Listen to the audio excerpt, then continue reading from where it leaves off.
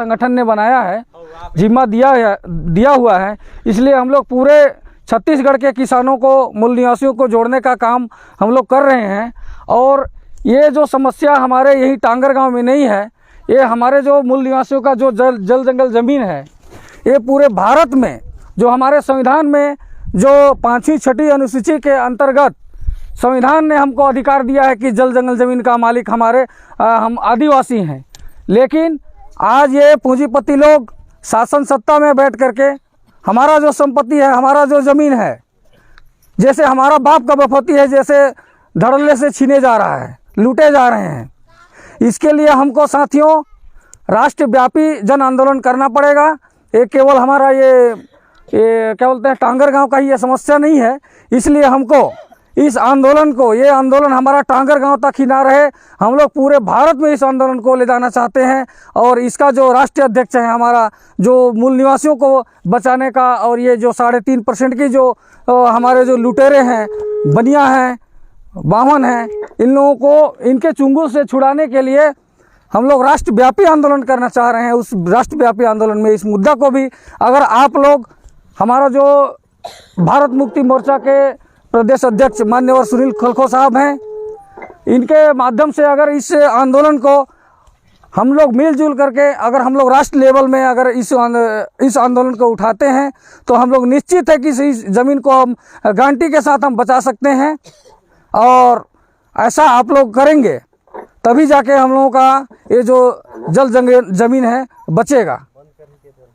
आज हमारा जो स्थिति है, आज देख रहे हैं जो हमारे जो बच्चे लोग हैं, आज हमारे बच्चे लोगों को केवल स्कूल में खिचड़ी दिया जा रहा है, और उनका जो बच्चे हैं, बड़े बड़े जो पूंजीपति के बच्चे हैं, वो विदेश में पढ़ा रहे हैं, बड़े बड़े यूनिवर्सिटी, बड़े बड़े कॉलेज में पढ़ा रहे हैं और अच्छा शिक्षा दे रहे हैं उनके बच्चों को। और हमारे बच्चों को क्या कर रहे हैं, वो लोग खिचड़ी दे करके हम लोगों को ठगा जा रहा है। और आप देखेंगे सबसे बड़ी जो आज़ादी होती है शिक्षा में होती है। अगर हमारे बच्चे लोग पढ़ लिख करके अगर शिक्षा नहीं पाएंगे, तो उनके बच्चे अगर अच्छा स्कूल में अगर पढ़ के बड़े बड़े ऐसी कंपनी खोलेंगे, और हमारे जो बच्चे लोगों को उसमें दिन रात 18 से 20 घंटा काम करवाएंगे। ये गुलामी आने वाला समय में हमारा आने वाला है। तो इस गुलामी को हमको ख़त्म करने के लिए हम लोगों को कंधे से कंधे मिलाकर काम करना होगा। भले ही हमको पानी पी के लड़ाई लड़ना होगा, और हमको घर से केवल रोड में निकलना पड़ेगा। जब तक हम रोड में नहीं निकलेंगे, तब तक हमारा समस्या का समाधान कोई करने वाला नहीं है, ना कोई सुनने वाला है। जो हमारा नेता है, हम उसको हमारे अधिकार के लिए हम लड़ने के लिए भेजते हैं, वो वहाँ पे जा कर के वो बेचने का काम करता है। तो ये जो दलाल नेता है हमारे जो समाज में भी, उनको भी हमको परखने और समझने की ज़रूरत है। जब तक हम परखेंगे नहीं, समझेंगे नहीं, तो इसी तरीक़ा से हमारा जल जंगल ज़मीन और हमारा जो अधिकार है उसको हम लुटाते रहेंगे।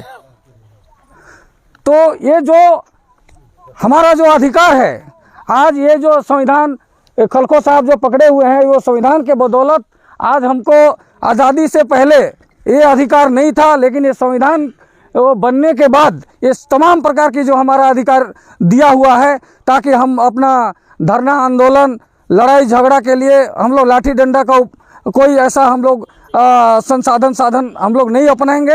हम लोगों को जन आंदोलन के लिए पूरे लोगों को इकट्ठा करना है, और इकट्ठा करके हम लोग पूरे देश में हमारा जल जंगल ज़मीन बचाने के लिए हम लोग आंदोलन के लिए पूरे गांव-गांव में हम लोग जा रहे हैं।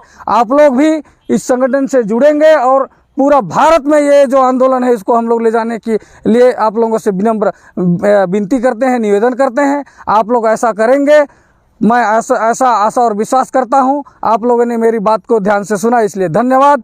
जय मूल निवासी, जय जोहार, जय संविधान, जय आदिवासी।